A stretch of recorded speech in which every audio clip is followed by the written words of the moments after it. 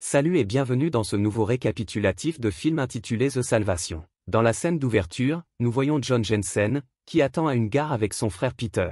Ces deux anciens combattants danois ont traversé l'Atlantique pour se rendre aux États-Unis il y a 7 ans, à la recherche d'un nouveau départ. John est enfin prêt à renouer avec sa famille après toutes ces années de difficultés. Il aperçoit bientôt sa femme Marie et leur fils s'approchant de lui tout souriant. C'est amusant de voir comment le petit homme l'accueille en utilisant la seule phrase en anglais qu'il connaît. John les emmène voir Peter avant qu'ils ne rentrent tous chez eux. Peter explique qu'il doit s'occuper de quelques affaires et qu'il restera en ville un moment. Plus tard, les amoureux partagent un doux baiser avant de monter dans une diligence qu'ils avaient réservée plus tôt, pour découvrir qu'un couple amical est déjà entré. La femme engage une série de conversations banales avec John avant d'être interrompue par deux hommes à l'air rugueux. L'un d'eux est Paul, un ancien détenu tout juste sorti de prison. Les choses commencent à se dégénérer à ce moment-là, guidant John vers un chemin où le bonheur semble un objectif lointain. Plus tard dans la nuit, alors que les criminels sont à moitié endormis et ivres, John enseigne à son fils la faune locale et prévoit une sortie de chasse. Paul décide soudain de discuter avec Marie, lui offrant une gorgée de sa boisson et tentant d'entamer une conversation. Mais lorsque Marie refuse, ce geste initialement amical prend une tournure plus agressive, avec un sentiment de menace, car la femme ne comprend pas la langue.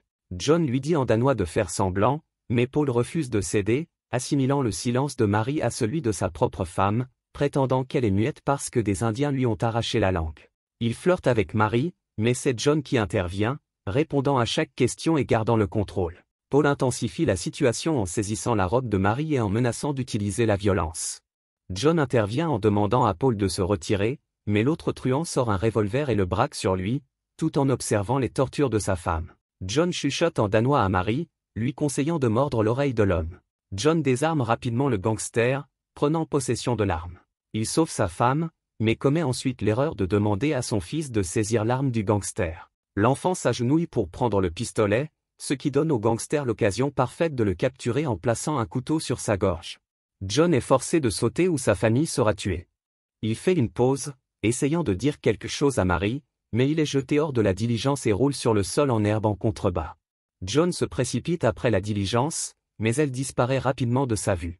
Tout ce qu'il peut entendre, ce sont les pleurs de sa femme et de son fils au loin, ce qui le motive à continuer, malgré les chutes répétées. Il se relève toujours, et sa quête frénétique s'arrête de manière dévastatrice lorsqu'il découvre le corps sans vie de son fils sur le sol. John tombe à genoux à côté de lui, tremblant alors qu'il cherche des signes de vie. Il fond en larmes pendant qu'il tient son fils fort, avant de se relever et de partir. En descendant la route, John aperçoit une diligence arrêtée devant lui. Il pose le corps de son fils à côté de ce qui semble être le cadavre du cocher, s'empare de l'arme du mort et commence à marcher vers la diligence. En se basant sur son expérience précédente, il tire un coup qui fait peur aux chevaux avant de viser les gangsters. Il abat l'un d'eux avec une précision parfaite avant de poursuivre Paul, qui tente de fuir. Il soutient avec passion qu'il n'est pas coupable du meurtre de la femme et du fils de John, mais John n'est plus intéressé à parler. Rempli de fureur, il tire sans relâche sur Paul jusqu'à ce que son arme soit à court de balles. Alors qu'il rassemble les morts de sa famille, il semble calme en surface, mais au fond, il se noie dans le choc et la tristesse. La matinée commence lorsque son frère arrive, observant des chevaux étranges à l'extérieur. Peter tente de consoler John avant de commencer à creuser des tombes pour ses proches. La scène se déplace vers une bande redoutable de cavaliers entrant en ville avec une autorité comme s'ils possédaient l'endroit.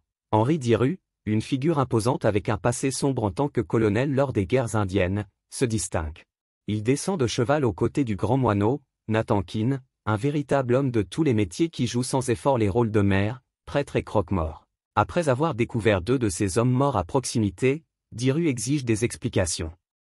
Le maire tremble quasiment dans ses bottes, disant à Diru qu'aucun des habitants n'a rien à voir avec cela. Ce qu'il ne réalise pas, c'est que l'un des hommes morts est le frère de Diru. Le chef de bande se tient au-dessus du corps sans vie de son frère et personne n'ose dire quoi que ce soit. Diru rompt soudain le silence et informe le shérif Malik et le maire Keane qu'ils ont jusqu'à midi pour trouver le tueur ou il prendra 2 vies en représailles. Pour souligner son propos, il utilise même une métaphore religieuse pour plus de drame, un œil pour un œil. Diru dit que si le maire ne choisit pas les victimes, il prendra 4 vies plutôt que seulement 2. Madame Barowski, la vieille femme qui gère le magasin d'armes local, est choisie avec un pauvre homme sans jambes. Diru démontre son sang-froid en exécutant immédiatement l'homme sans jambes. Madame Barowski prie pour l'âme perdue de Diru avant qu'il ne la tue. Cependant, le voyage de Diru est loin d'être fini.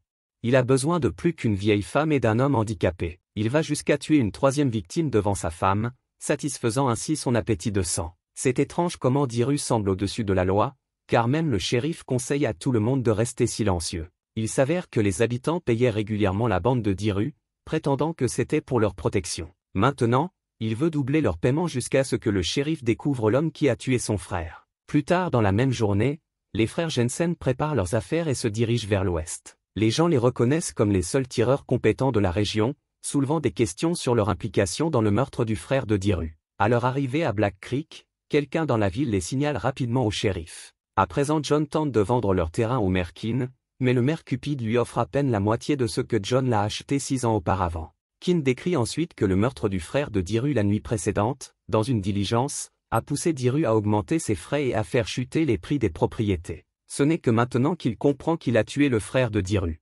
Ne trouvant pas d'autre option, il vend la maison pour bien moins que sa valeur et cache l'argent dans sa botte pendant que Keane ordonne de le garder en sécurité. Alors qu'il monte sur son cheval pour fuir, une horde de tireurs s'approche de lui de tous côtés, finissant par l'arrêter après que le shérif ait tiré sur son cheval. Plus tard, Haru et son homme de confiance, Madeline, la veuve muette de Paul, également surnommée princesse, sont rejoints par des diplomates de la Standard Atlantic Oil Company qui remettent une grosse somme d'argent à Diru tout en lui avertissant sur ses violences envers les habitants.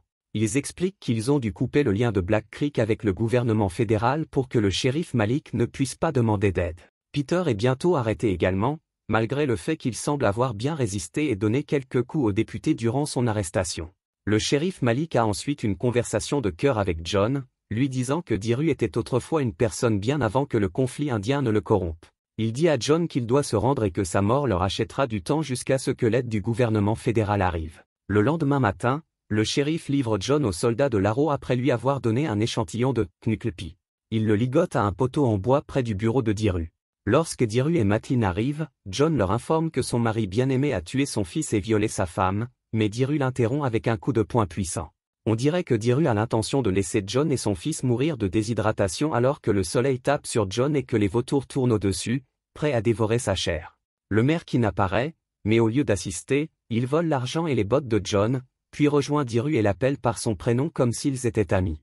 Alors que le shérif Malik est parti à l'église, Peter a l'intention de s'évader de sa cellule et de rejoindre son frère. Peter trompe habilement l'homme en l'essuyant avec ses mots, pour se rapprocher de sa cellule. La stratégie de Peter fonctionne lorsqu'il implique le député qui finit par assommer l'homme et s'échapper. La scène suivante révèle que Diru n'est pas trop en colère à propos de la mort de son frère. Avec Paul parti, Diru voit la veuve muette de son frère comme sienne. Il est au lit avec la princesse, qui manifestement ne veut pas y être. Son nez ensanglanté et ses yeux sombres en disent non. Il lui propose de devenir la reine de la Nouvelle-Orléans, ce qui ne semble pas lui plaire. La nuit suivante, John souffre sous la pluie, mais il ne sera pas seul longtemps puisque Peter arrive. Il élimine silencieusement 2 membres de la bande, libère John et tire sur une autre paire pour dégager leur chemin d'évasion. Cela alarme évidemment Diru et ses soldats, qui se mettent en chasse après les garçons. Après avoir affronté une météo difficile, John perd prise de son cheval et tombe au sol. Cela force Peter à concevoir un nouveau plan. Il cache John derrière un gros rocher pour le garder en sécurité et fait diversion pour détourner les soldats de l'Arrow. Le lendemain, John a tellement soif qu'il se précipite pour boire la première eau sale qu'il voit. Lorsqu'il entend les hommes de Diru s'approcher, il cherche rapidement un endroit où se cacher. Ce qu'il voit ensuite le détruit totalement, un membre de gang traîne le corps de Peter derrière un cheval. Le visage de John est rempli de désespoir et de traumatisme après avoir perdu son dernier membre de famille. Lorsque Diru revient sur son territoire, il découvre plusieurs de ses hommes morts sur le sol. Le coffre est vide, et Madeline a disparu de la vue. Il est clair qu'elle a pris tout l'argent du pétrole et s'est enfuie avec un sac d'argent sur l'épaule. Madeline arrive à la gare et se prépare à prendre le prochain train. Elle est nerveuse et se méfie de tout le monde autour d'elle puis se détend un peu seulement lorsque le train commence à bouger. Elle soupire de soulagement, mais cela ne dure pas longtemps. Les soldats de Diru apparaissent et tentent d'arrêter le train. Paniquée, Madeline cherche une issue, mais ses efforts s'avèrent vains et, finalement, il l'appréhende. Présentée devant Diru, il lui donne une gifle, et elle lui crache au visage. Malgré son désir immédiat de la tuer, son homme de main lui suggère qu'elle pourrait servir un but précieux. C'est pourquoi il choisit de retarder son exécution et ordonne à son homme de lui trancher la gorge après avoir pris le contrôle d'elle. Alors que John explore les terres désertes près de Black Creek, il découvre un puits, mais ensuite il rencontre Mrs. Whistler. Elle tire des balles d'avertissement, mais John a vraiment soif, il l'ignore et continue son chemin vers le puits, sans savoir qu'il contient du pétrole brut. Mrs. Whistler reconnaît John et baisse son arme, lui offrant un abri, du pain et de l'eau. Elle est la veuve de la troisième victime de Diru, qu'il a assassinée au début du film. Elle subit des conditions de vie difficiles à cause de la perte de son mari. Elle a choisi de quitter la région et supplie John de l'accompagner, le prévenant que Diru le tuera sans aucun doute lui aussi. Cependant, John semble avoir une raison convaincante de rester. Plus tard dans la nuit, John s'approche de la maison du maire avec un revolver braqué sur sa tête. Le vieil homme terrifié rend immédiatement à John ses bottes et son argent, mais ce n'est pas tout ce que John veut.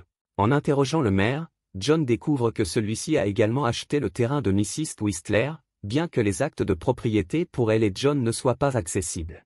Lorsque John s'informe sur son lien avec Diru, le maire essaie de se faufiler à l'extérieur, mais après que John l'ait assommé et jeté dans un cercueil, le maire révèle la vérité. Il admet qu'il a transféré les actes de propriété à Diru, qui achète et finit par posséder toute la ville.